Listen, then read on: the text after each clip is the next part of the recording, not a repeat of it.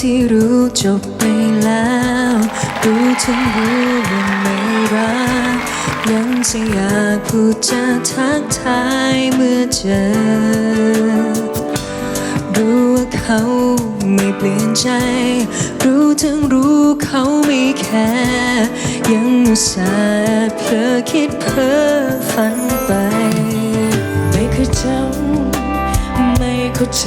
เหตุใดยังรักและฝังใจ